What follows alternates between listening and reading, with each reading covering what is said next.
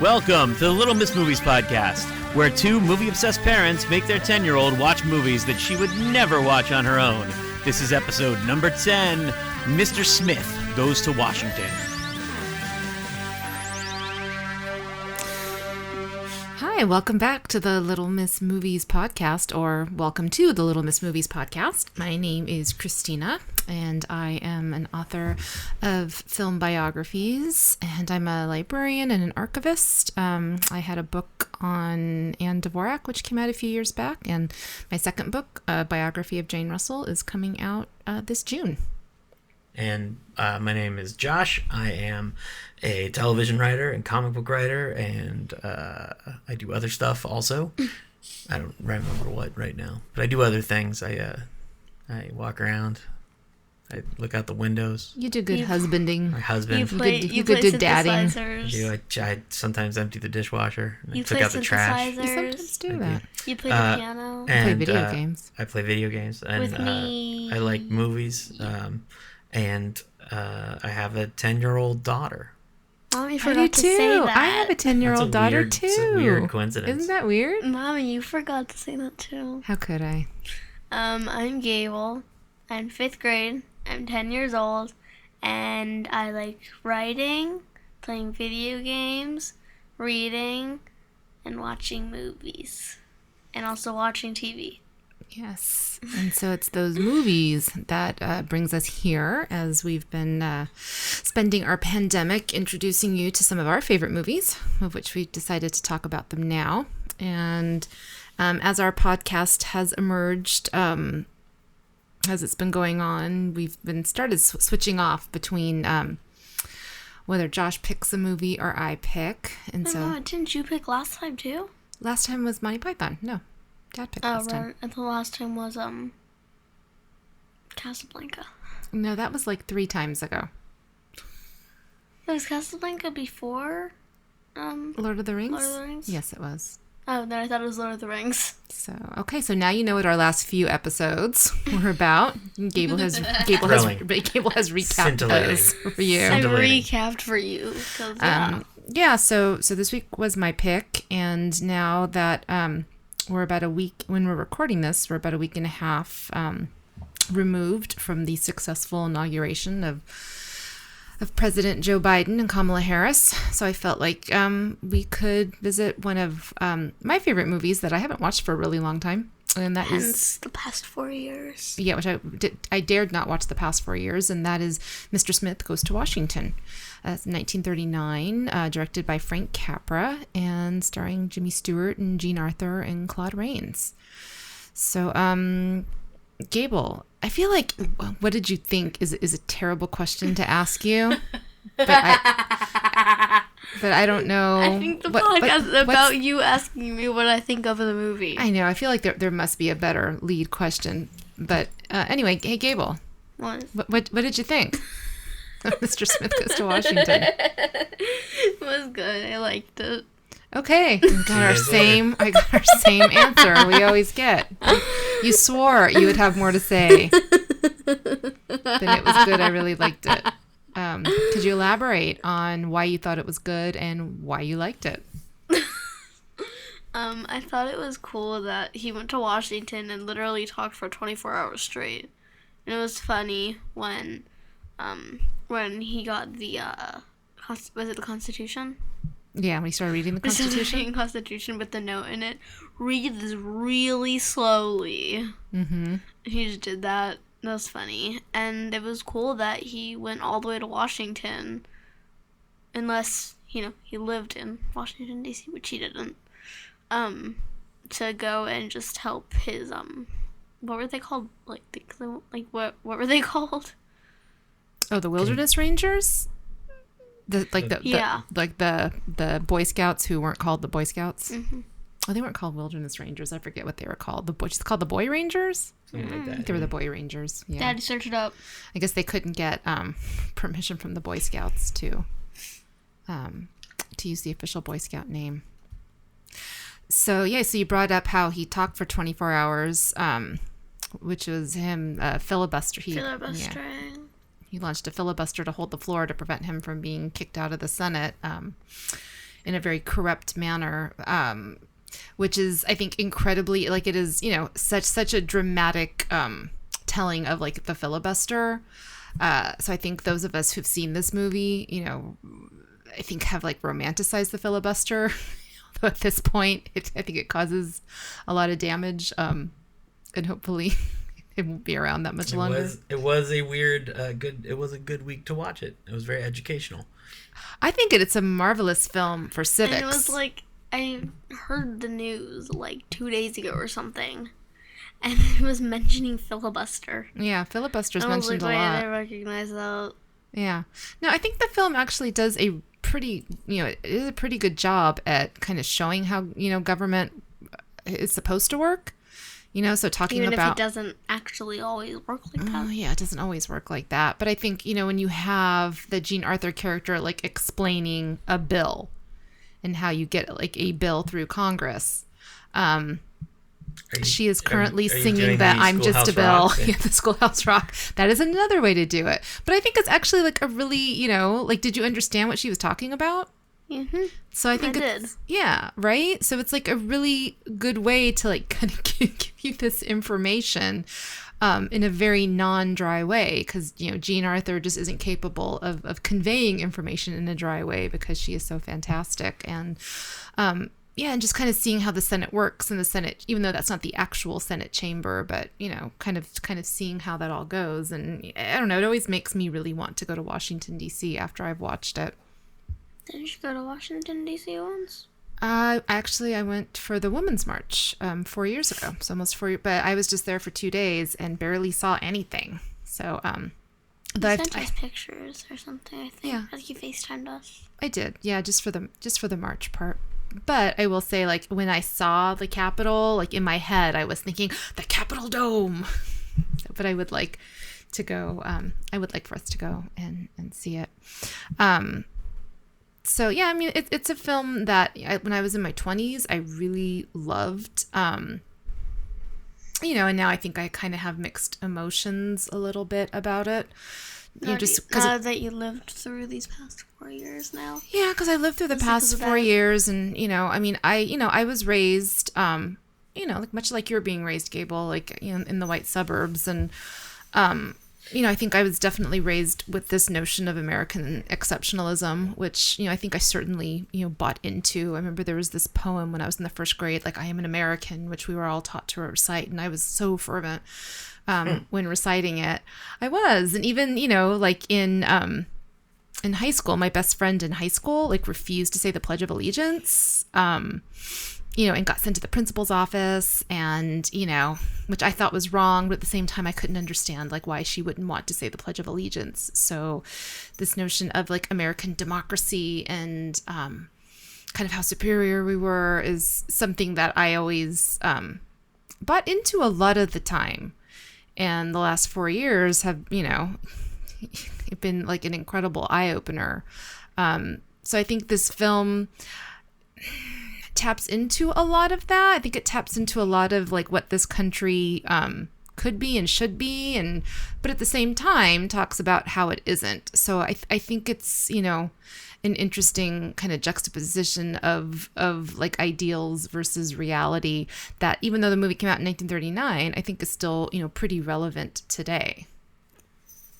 Well, it's, yeah, I mean, aside from it being about the filibuster, what's interesting is it's just to be, like, both about what's wrong about government and what's wrong, like, how corruption seeps in, while also showing, like, what can be right about government, right? Like, it shows you the hope, which is that there will be good people, and there will be people who have a moral core that stands above it, and that even, you know, the win of the movie, the sort of the thing that makes it all a happy ending is morality. Yeah. Right? It's the fact that, like, you know, our responsibility as humans is to hold up a mirror to the unjust and make them look at themselves.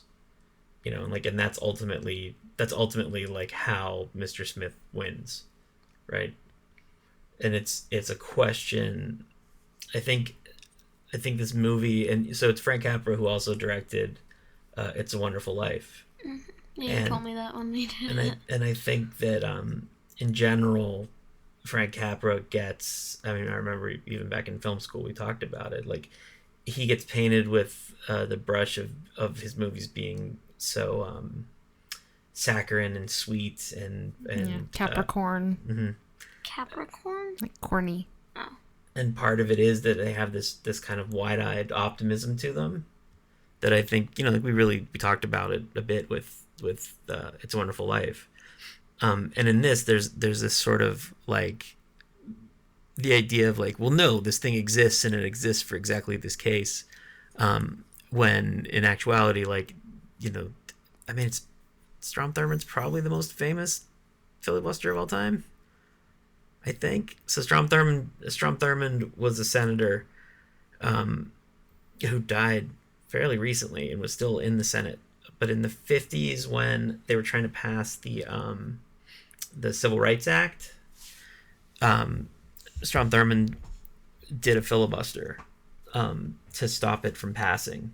And so it was in Congress for like, they were negotiating it, or they were debating it on the floor for like 30 days, I think, which is a lot.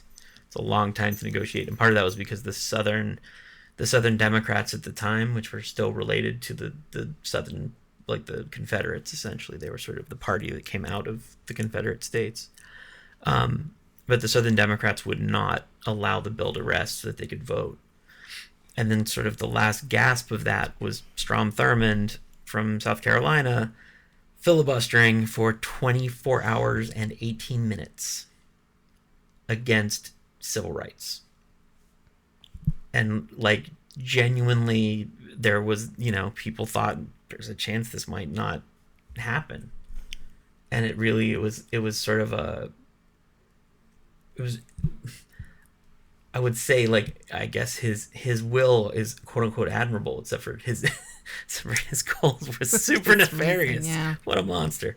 And it really took the commitment, and I think it actually showed because there were Democrats, the Northern Democrats in particular were on board. Like, they wanted the Civil Rights Act to pass, so like you had these opposing sides, and having him manipulate the government like that and manipulate the system like that was just sort of like it was like a debasement almost without really the clarity of that, which then becomes even grosser when you realize he was still in the. I mean, he was there. He might have still been there. I know I need to look, but I feel like know. He did not. He certainly has died since I've been an adult. I can tell you that. He died in like 2000. Looks like he died in 2003. Yeah, so like he was this guy who fought to make sure that African Americans did not have the right to vote. Stayed a senator. And it's like, oh, that's the guy that is the guy who did the Jimmy Stewart thing. And it's sort of like, oh, well, and so that's the sort of the weird cross of the movie is you see this like, oh, it could be like, you see how good can triumph, but then when you put it up against the reality, it can be dark. And I think that's sort of the hard part for me, at least, watching it now. While certainly, like, in theory, the good guys won, right? In theory, democracy has stood. Seeing it and realizing that, like, oh, right, even beyond that, though, there is still all this finagling going on behind the scenes. Like, that's the sort of, like, intimidating part. Yeah, I have to say that I was, and I was a little bit nervous going into because I haven't watched this movie for a really long time, even though I really like it. And I was a little bit nervous going into it because I thought I would be too cynical to really watch it and enjoy it. And that is really not the case, because I think Frank Capra is a fantastic storyteller. And he's great. Like, young Jimmy Stewart is just amazing. Oh, he should have. He did not win an Oscar for this movie. It was 1939. But he did win the following year for the Philadelphia Story, which I think was oops. Mm-hmm. We should have, not to take anything away from Robert Donat, or however you pronounce his name, who won for Goodbye Mr. Chips. But Oh, Jimmy Stewart is just so good in this. And go ahead.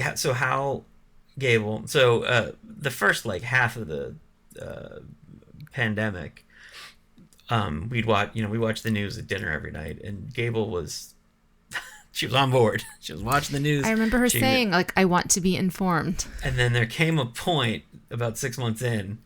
And it got so depressing. Yeah, it was the combination. I think it was when that and then George Floyd happened, where you just kind of couldn't take it anymore, I think. And then it became, you started like reading while we were watching the news, and now you're watching The Simpsons while I charge my iPad, put on my headphones, and just watch The Simpsons. I guess my question is, better. when you watch the movie, does it give you hope for the system, or how did it hit you compared to what you're seeing on the news every day and what you see like when your mom and I talk about stuff, or when you talk to your friends, or what you talk about in school? Like, can you compare the two, and like how does the movie give you hope, or do you feel like the movie is Or like, how false? does the movie make you feel about, I don't know, just like living in this country and being an American? The system does not work. Because it's like, all of them were like, basically, weren't they like able to leave, and then he found something that that made him call them back? But that is the system. You're That is the system, right? In theory. Like he's using and technically like what he's doing in the movies, he's using the rules. And by using the rules, he's able to get them to do stuff. And in theory, what's actually happening right now in Congress is the same thing. So the way that we're going to get all these bills that Biden and the Democrats are going to get all these bills passed and actually get COVID funding and all those things. Is that filibustering? It's not by filibustering, because they don't have to, because there's rules that means they can do it.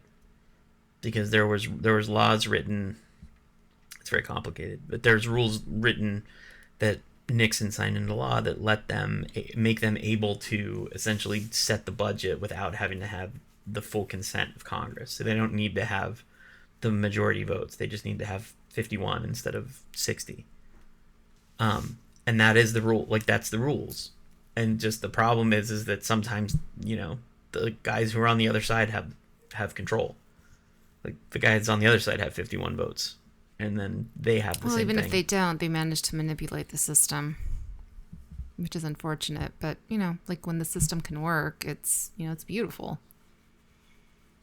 I think it is. So does it give you, I guess my question is like, does it give you hope, the movie, or do you feel like the movie feels like a bygone era, like something that's gone and won't come back? It feels like something that was gone and just won't go back. Really? Yeah. That's interesting. 'Cause I don't know. I did feel like it was applicable to today. Yeah, I don't know. No? You don't think so? I can't imagine government today listening to a 24-hour filibuster trying to get like a camp for the Boy Scouts. I can't imagine the government agreeing. Well, he was to that. filibustering to like not get expelled from the Senate. Was what he was. He was. Yeah, because he was about to Yeah, I get. still can't imagine the government listening to that. I still can't imagine that. I can imagine the government having a guy who's a criminal I imagine like stand in the middle of the Senate To and be not like, be I'm going to stand expelled. here. You can't throw me out. I can absolutely believe People that. vote for him. Yeah. Make him president. I can imagine like Biden and Harris's like good committee of people who are actually nice. I can imagine them sitting and that's listening. kind of the thing, is that you have, again, there's issues with it, but the thing right now is like, when you look at the government, even when the Republicans had the majority, there were still good people. Like, there's still good people within the system fighting and trying to make things Well, yeah, work. and the system still, like when the Republicans had control of the House and the Senate, they couldn't repeal the Affordable Care Act. Like the system worked. So, which I know, you probably have no knowledge of when that happened, but the system can still work. It makes me sad to think at your young age, you're that cynical. What did you think about the characters? Like, were there any characters in the film that you really liked or that really stuck out for you? Not really. Really? I liked the girl. That's what I'm saying. How about, Yeah, I liked the How girl. about Saunders? I liked her. Like, she's fantastic. You I know, liked like how the, she stood by his side and how she sat there. And she sat there for 24 hours listening to him, and like she gave him hints and stuff. yeah, so she wasn't just standing by his side, man. Like, she was coach. Like, she was was the the one. brains. Like, she knew. Like, she knew how it worked. So I think it's a wonderful character because, you know, even though he's technically the hero of the film, like, she's the brains. She's the brains and the backbone. She's the Hermione brains. Granger. No, she's the brains and he's the heart. Yeah. You know, like that's She's the thing. Hermione Granger. He's Harry Potter. Oh, he's actually technically be Ron. He's Ron. Yeah. He's totally Ron. Why? Because he's There is a Ron. Harry Yeah, there isn't Potter. really a Harry There Potter. isn't a Harry Potter. But but look, that's kind of the thing. Like the Harry Potter in the movie is the Constitution, right? Yeah. Like that is what it is that there's this magical thing that everyone has to play by, and everybody's trying to smash it and break it down, and the only people who are there to support it and defend it are the two of them. Like it's still a hero's journey. Like it's still actually a hero's journey of a movie. You know, like it still has kind of a hero's journey shape because you know, everything looks like things are looking up, and then there's a turning point that feels like you can't go back. Like it literally follows almost precisely the hero's journey. It's just that the thing that's going through the journey is a abstract concept, which is super weird, but like it is.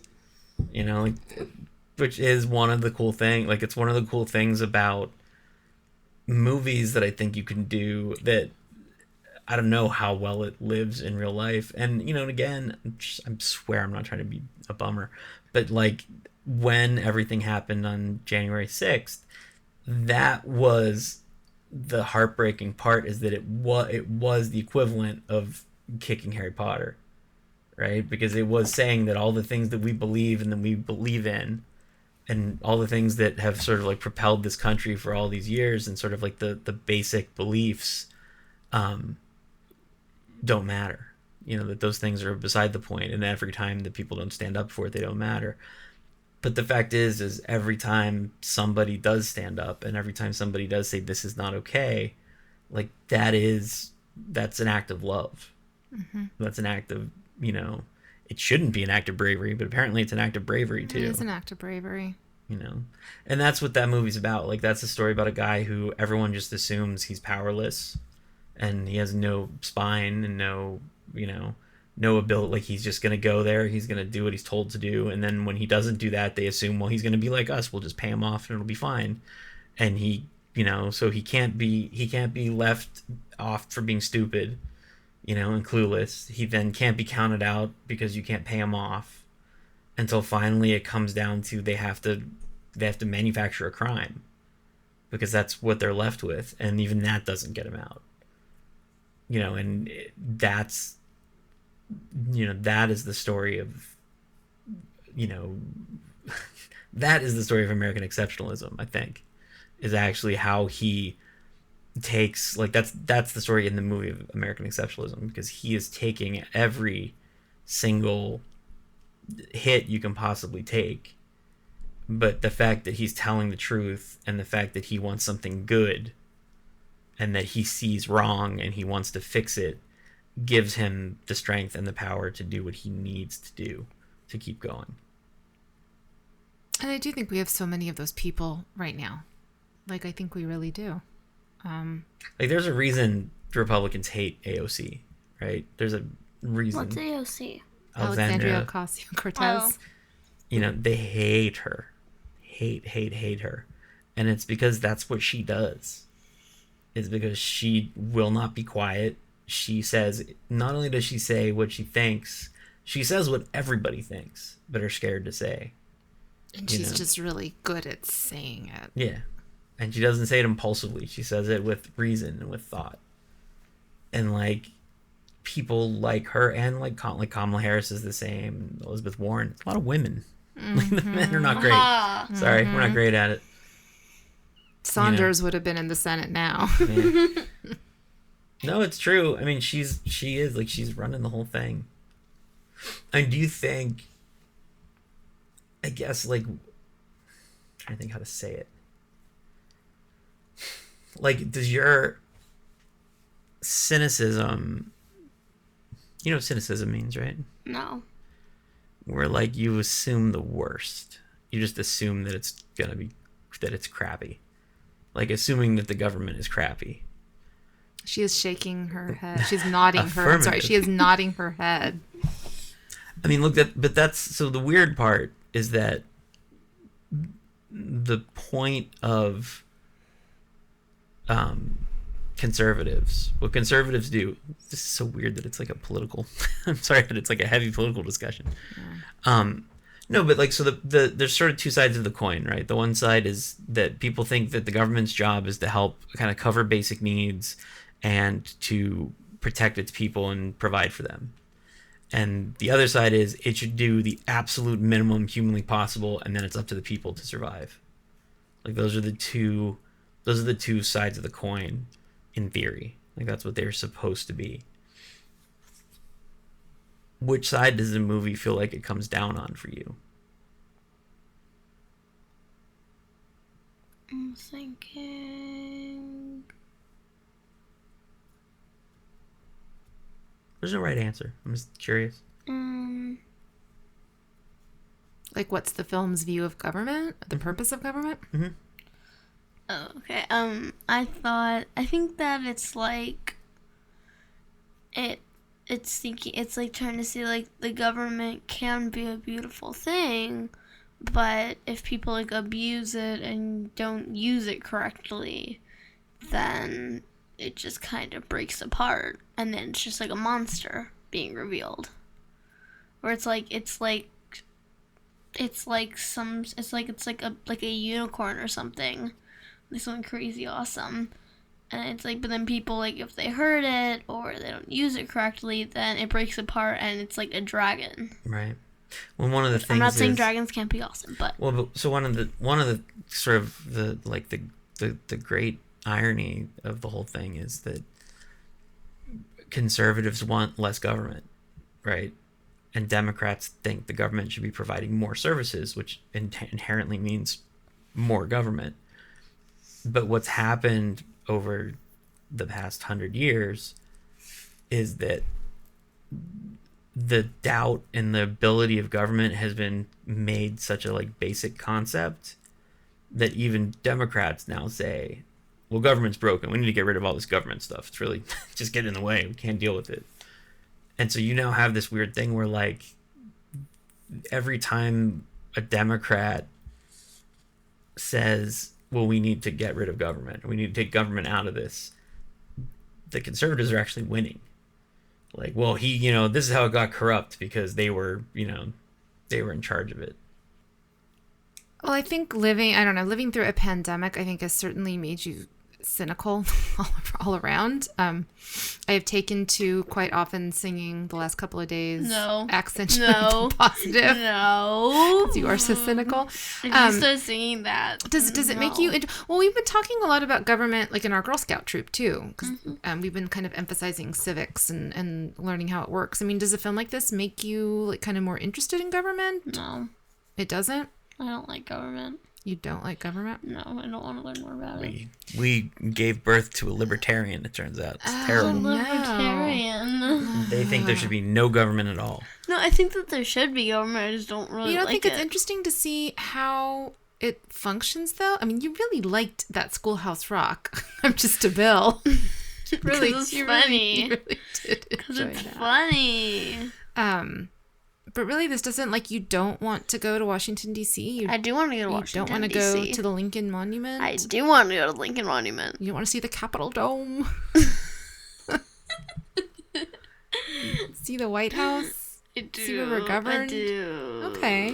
But look, I think part of the thing is because you spent 4 years, like, not just 4 years, those were the 4 years where you were really cognizant of the world that's around true. you. What's that mean? Like, you actually knew what We're was aware. happening. You, like, really understood the world. It would have been way better if it was like when I was 4. That would have been better. Yeah. Well, if you would have I gotten- wouldn't have cared. Yeah. Well, no, but like seeing essentially every branch and every piece of government be broken, it, I think, wipes out your appreciation for what it can do. And so, like, if you look, even just with the vaccines, right? So with vaccine distribution, what the Trump administration did is they just sort of were like, all right, everybody, go to town. They just randomly sent out the vaccine. No plan. There was no oversight. They just sent it. They only sent it to states that they liked. Like they sent... voted for them? Yeah. They only sent it to Republican states, essentially. That's stupid. Yeah. And they sent less to the Democratic states. Like us. And so then, within... How long has it been? It's been a week and a half since Biden's been in. A week and a half, yeah. And there's a distribution plan. There's a system for how things are going to work. Like they're actually doing it to a point where now, like what was we just watched on the news, and they were saying how many, is it like 20 million, something like that? Like there's a substantially more a day. A massive amount of vaccine is going out finally. And that's just after a week and a half of competent leadership. I heard none of that part. Yeah, I know, because you were watching The Simpsons. Yeah, you put your headphones on and watch The Simpsons. But I guess I did take my headphones off when they were talking about somebody dying. That was depressing. Well, sure. Well, yeah. That was the worst possible time. Oh, yeah, the Capitol Police officer. That was the worst possible time for me to take off my headphones. I guess it actually didn't occur to me that, the last 4 years, because you were 6 when Trump got elected. I remember the day of the election, like before the results came in, I was like, I'm going to be 10. Yeah, it didn't occur to me how these last 4 years might be setting up your like long-term view of government. Well, which I think is really detrimental. No, that's the trap. Is it's a thing of like that. I joke, but like that is where libertarians come from. Yeah. Like that is where, even the libertarians became a thing in the 80s because the combination of the Reagan administration saying, everyone should take care of themselves and massive mismanagement proving that the government doesn't work. Well, and people like coming of age during the Nixon administration. Mm-hmm. Yeah. Like that's where it comes from. And that's the problem of like, how do we try to convince our kids like, no. I understand there's a woman who thinks that Jews have space lasers in the government. Yeah. But seriously, it's a thing that works. Like it is a thing that when it's actually properly run, it can be successful. Yeah, I feel really bad now. I think we need to watch this movie again with you. We need to start showing her examples of we should set up when our government has worked. Should set up an entire fake world where Barack Obama's presidency just started, and then we'll just do it's like watching The West Wing. Yeah, I swear. Except with history. I guess we could watch The West Wing. No, we should do The West Wing. We should watch The West Wing. That's what we're gonna do. I swear, when you were born, baby, it really felt like we were heading in the right direction. It really did. It really. Yeah, I remember on election night, me and my friend were playing like hungry, like alligators or something. Hippos. Hungry hippos, something like that. Mm-hmm. That was really fun. And then like I think we went out and you guys were sitting on the couch, Mm-hmm. and we were just like, "What's going on?" And you guys were like, nothing." And we came back in like an hour later. I was unconscious. You were unconscious. I had back surgery that day. I think when you came back in an hour later, I was like sobbing on my friend's sobbing on Jen's shoulder. And my friend was like, "What's wrong?" And you're like, "It's fine. You'll find out when you're older." Wow, this turned out to be a more depressing Word up. conversation than I thought it would be. Why? I do have to. But I think there's hope. I think there's hope. Much like Lord of the Rings, much like Casablanca. There is hope. Next week, do the right thing. It's going to be a real pick me up. I don't know. One of the other things, because this was a film I watched quite a bit. I think when I was in my 20s, and I thought that Jefferson Smith was the perfect guy. I thought he would be like the most ideal husband. Except for the camping. You would not do well with that. No, not the camping. No. I would not have done well with the camping. But one of the things that I just found so appealing with him was that he couldn't be corrupted. And so I found that to be, such an admirable quality. And I don't know if I've ever told this to you, Josh, but I often think that that I did marry Jefferson Smith. No pressure. No. Great. That's all I need. More pressure in What? my life. No, what are you talking about? Well, it's very sweet. Thank you. Your dad can't take a compliment. But I do think that, your dad is a very cynical person. He can be like a very curmudgeon-y person. But he's a very honest person, and I think he does have a lot of principle. And What about me? Has not. She didn't marry you. God's sake. Oh my God! Live without a you compliment people- for 2 minutes. Jesus. Goddamn kids today. Anyway, You want a trophy too? Give me a break. well, I was trying to have a nice moment, and you guys just both screwed it up. So I whatever. said thank you. Yeah. I blushed and said thank Oh you. my God. Anyway, whatever. There you go. Mr. Smith goes to Washington, folks. The end. What do you think about that, Cable? I mean, you're 10 years old. I hope you're incorruptible. If you're not, then like we've certainly failed you Glasses. She steamed her glasses up. because she's laughing so, So hard hard. that she is crying. Yeah. So I had to take off my glasses. So Claude Rains is the other senator. Yeah. Did you recognize that as the guy from Casablanca? No. He is Captain Renal from Casablanca. Louis? The guy, yeah. the guy with the white hair. Yeah. You didn't catch that was the same person? Nope. Because he is a really magnificent actor. Yeah. I absolutely adore Claude Rains. He's so good. We can show The Invisible Man sometime, can't we? The Invisible Man is awesome because they didn't have special effects, so all the special effects are practical, and so they made him invisible on camera. How did they do that? We'll watch it and discuss. It's rad. Your favorite is also in this movie as the governor. Good old. Oh, she can't say it. You're not gonna say His it? name. No, they start laughing again. Wyatt Guy Kibbe. Good Really? old Guy Kibbe. Never was there a 10-year-old so familiar with Guy Kibbe. Why? The thing that I was impressed at, that I didn't know, and seeing it again, was the sets. Like the set work is fantastic. Like it is so well made. Like because the first half of it, I just sat there trying to figure out like where do you shoot this thing? Like it looks like. I mean, it doesn't look like the Senate per se, but it's gigantic. It does. Does it? Oh yeah. But it's like gigantic. Like it is. It But looks like a the gigantic Senate. room. Yeah. No, it looks like and the you Senate said you looked it chambers. up, and it's a set, right? Yeah, that was a set because they weren't going to let him film inside the Senate Yeah. chambers. So I don't That'd know. be weird. Yeah, and I guess Well, that's why I thought that they shot it somewhere else that was essentially like a state Senate room, or like somewhere that was along the same lines but would have the same size and depth. But no, I don't think so. no, it doesn't make sense. Like practically, it doesn't, make sense. Yeah. No, and they did film at the beginning of the movie when Jimmy Stewart visits the Lincoln Memorial. They did shoot it there, and they weren't allowed to, so they like snuck a handheld camera. It's very weird. Yeah, it is. It is Like it is an weird. odd. Yeah, it is an odd angles. So yeah. So Frank Capra, the other thing he did, which I don't know when we showed to you, but he also made kind of like actually how my interest in him more so than his fictional films is he made documentaries, and they were specifically what's called propaganda. Have you heard the word propaganda before? Mm-hmm. What is propaganda? Do you know? It's like a bunch of is it like advertisements? Like lots of fake advertising things?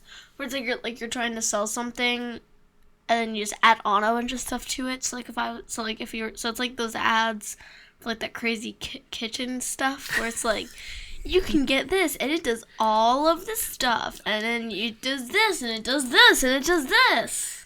Kind of. So propaganda refers to super targeted, almost like one-sided like it has the illusion of being fair, of being equal, But it's but not. but it's angled. It's coming at it from a side.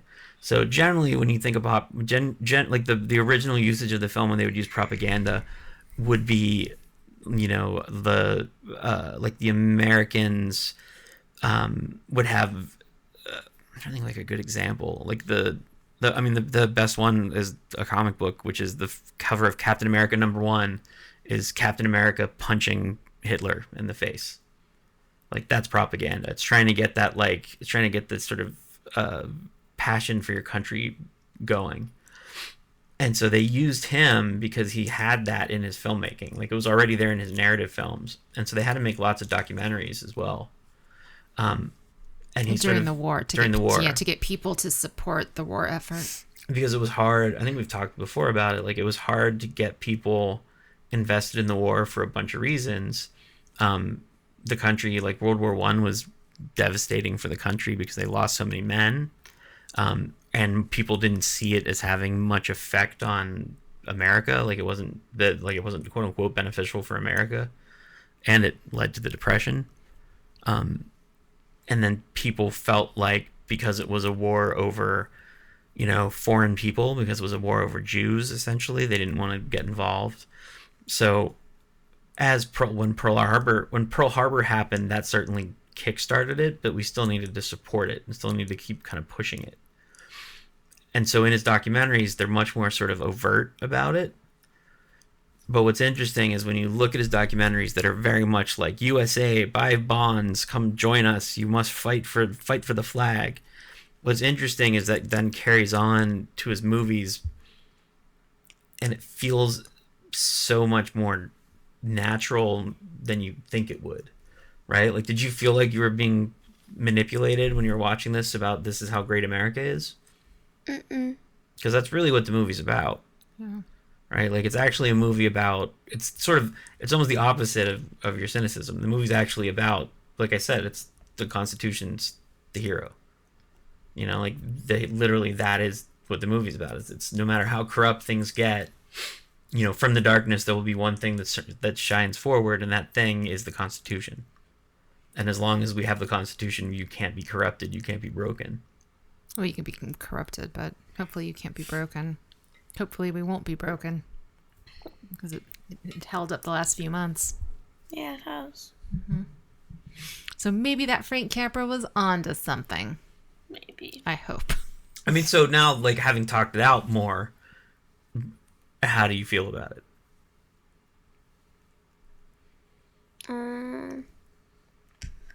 Yeah, I think it does show more like hope now. It still doesn't change my mind about the government. All right, we're gonna start tomorrow. We start the West Wing tomorrow. We have Freaks and Geeks to get through first, for God's sake. Wait, well, we're gonna start doing what? There's a show called The West Wing, Gable, that is magical. I'm alright. No, it's fantastic. You're both staring It's at like me. Gilmore Girls, but in the White House. You're both staring at me. Sounds like a great show. Gilmore Girls in the White House. Yeah, I'll take that now. So the president and the vice president are both ladies. We And talk they're a lot. estranged. they're both estranged from their mothers, and they're forced to have Friday night dinners. I'm writing this down. Hold on a second. Are we doing the Gable ratings now? That's what I was gonna say. So we can do the ratings, but I just want to say, like, you opened by saying you liked it. You did. Yeah. You still feel that way?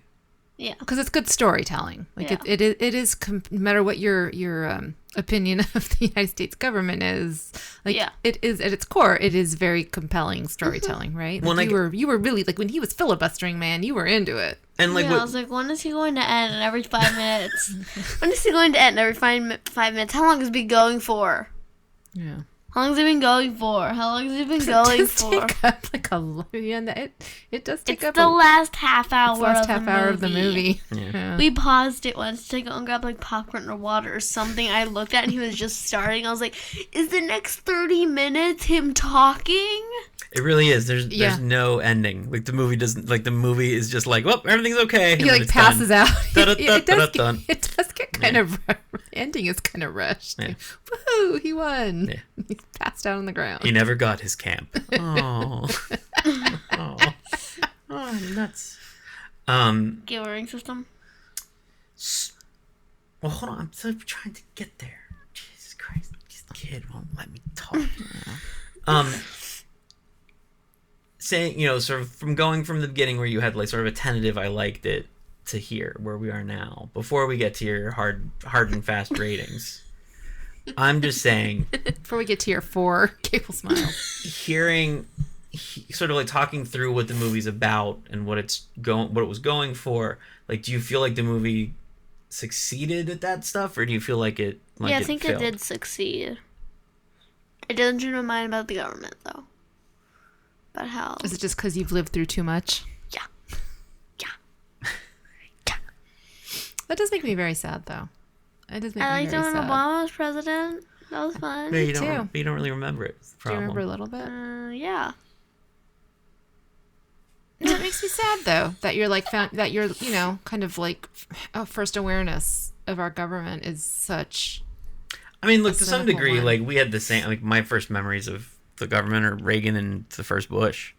Yeah, but I grew up in a household that supported Reagan though, so I didn't. I had to wait until I was a teenager to go. Oh, wait a second, this wasn't very good, but it wasn't. Don't get me wrong, like Reagan, I think has set up so much of what we're experiencing now. But as a kid, it's not like day in and day out our government's completely broken. I guess. I mean, I remember watching the Iran-Contra stuff as a kid and sort of like understanding enough of it to know that this is widespread corruption and evil and all that stuff, and knowing. Well, for me, I'm older than you though. So Yeah. by the time Iran-Contra was there, like I was already like kind of a cynical teenager. But no, like that stuff certainly had an effect on me. And even Clinton, like, even because when Clinton got elected, I was 13. And like he did, watching his like inability, watching how he chose things to compromise on that were obviously going to be nightmares for everybody else, because he was in the name of like, we should all get along. Yeah. I remember even as a kid being like, well, this doesn't seem right. Like, this seems like not worth it. Like, these people are going to tar and feather you anyways. Like, what do you care? Yeah. What do you care if they like you? Like, just do it and get it over with. So like I feel like I had the same cynicism. I didn't have a pandemic to, Yeah, exactly. I had sort of a personal pandemic of my many medical maladies instead. No, but I just think Exactly. what these kids have gone through the last 4 years viewing is Like, just so much worse than anything we ever witnessed. like, what amount of the pandemic do you blame on the government, Gable? 70%. So, like, if Trump wasn't the president when it happened, Like we Biden. and remember, the whole world has the problem. So But it's everywhere. most of them have good leaders who figured out how to solve it, and then people don't have to wear masks, and no, they're good. they do. Everyone's still In wearing New masks. Zealand, they don't. They locked down again. Well, they do. Yeah, there's travel warnings over the whole continent. But they do it when okay. they have like a dozen cases. No, they did it for one case. For one case. There was a press conference where they announced there was a new infection. Yeah. And when they said new infection, they meant one one case. new infection. And they locked down the entire country while they did, Yeah, but then for us, it's like we have literally hundreds of infections, and they're just like, whatever, it's fine, you'll get past it, whatevs. Yeah. I don't care. We're just gonna go and work on whatever we want. We're gonna work on building that I wall like that that's not supposed to exist. I like that I ruined my kid. I feel high five right here. Yeah, I'm sorry to say I played a part in this though. Like that's how bad it's been. Yeah. That I couldn't balance you out this time around. Last year I could not balance you out. All right. I'm trying now though by singing Bing Crosby songs. No. Is it the Gone Fishing song with Louis Armstrong? No, it is to accentuate the positive. Gone fishing. Eliminate the negative. Latch on to the affirmative, Gable. Gable, talking of latching on to the affirmative, how many of these so-called Gable smiles On a scale of 1 to 5, No in between. 1 being the worst, 5 being the best. No in between. No in-betweens. 1 being good, 5 being amazing. Because we don't show you bad films. Wait, and then like 2. She's allowed to not like them, though. You know. And like 2 is like it's all like it's. 3 is okay. 3 is I liked it. 3 is good. What's 4 then? Really Really good. good. And 5 is amazing. Only Jaws, Harry Potter, and something else I forgot. The Get Muppet, 5. the Muppet movie. No. I'd give the Muppet movie 5. Okay. Citizen Yeah, Kane. Citizen Citizen Kane. Citizen Kane. Yeah. I don't know the movie. Okay. I give it a. See, don't worry about Mom's reaction. I'm not even looking at you. Nor will she be if you give it a 3 ever again. It's a 3. Is it a 3? It's a 3. Yeah. How likely are you? How do you think other kids your age would take it? I think they'd be okay with it. Is that because you find yourself to be more cynical than the other kids you know? Yeah. Yeah. Sweet. But you were like really into it. Like you I was enjoyed interested- it. Well, she said they'd enjoy it. She said her friends would like it. Yeah, that's what I said. But why does he get 3? Because I liked the part with the filibuster and the part with the Lincoln Monument. Okay. Those parts. I didn't. Because 3 is good. 3 she liked. Okay. You know what I don't think you deserve to see? The Capitol Dome. I'm okay with you giving it a 3, honey. I'm fine with it. Thank you, Daddy, for You're welcome, understanding. Ha! No, I'm the beloved one. Let's go get some candy. Incorruptible. Yeah, mind. let's go get candy. That's all we have on that. Do you have any? I don't think we've really watched anything else. Do you want to talk about the pilot of Freaks and Geeks really quick that you watched? Yeah, what do you think? It's on Hulu? What do you think of Freaks and Geeks It's so far? alright. I like The Simpsons more. Yeah, I feel like it's lost on her. I really Like, are you confused by it? No. no, I like but all the Simpsons like I more. feel like she can't appreciate it. I like The Simpsons more. You don't, but The Simpsons is loaded with references too. Or there's broader. Yeah, they're broader. Well, gosh, like how many times have you seen Mr. Smith referenced on The Simpsons? Like 2 times. the last few days. 2 times. Yeah. There's one where Krusty goes and runs for government, and then there's one where Lisa wins an essay contest, so she goes, and then she sees like a bribe being taken, so she rewrites her whole speech to say America's government is terrible, Yeah. and we need to fix it. And like I think her speech is literally called "Government It Does Not Work" or something like that. Like government doesn't work, government is terrible, something like that. It's funny. It is funny. So you don't like it as much. Feel like how do you feel about the characters? And what, What Freaks and Geeks? Yeah. They're alright. Yeah, I feel like it's not connecting. I mean, I love it, but Yeah, I love it too. I'm crazy about it. yeah, but you know, You're just too young, Gable. we lived it. We lived it. I didn't live it. I was 1. Oh, I lived. Sorry, I'm Well, older- you were I'm older than 6. him.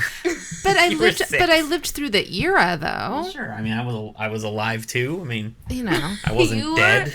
You were like a 4-year-old or something. I was very cool. I was listening to Iron Maiden when I You was were- 4, so You were a very cool 2-year-old. I listened to Iron Maiden and They Might Be Giants from like the age of 5, and then Motorhead at like 7. Yeah, It's a band called Motorhead. yeah. I was They're listening to great. AC/DC when I was like 4. I was listening Yeah, but I to appreciated them something. more. What are you talking?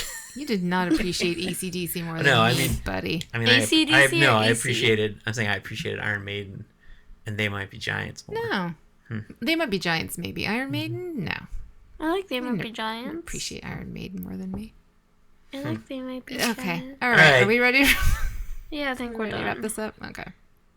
So we will be back in a week. Yeah. We're not 100% sure what movie we're gonna do.